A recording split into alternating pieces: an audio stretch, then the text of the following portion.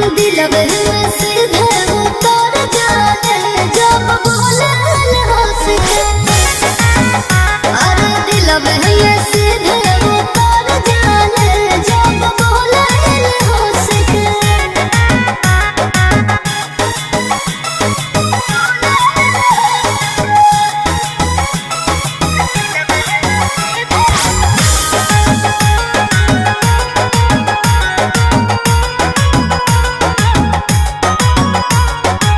झलक बत्ती से जैसे मोतियन का दाना, आँखियों से गोली मारे साध का निशाना।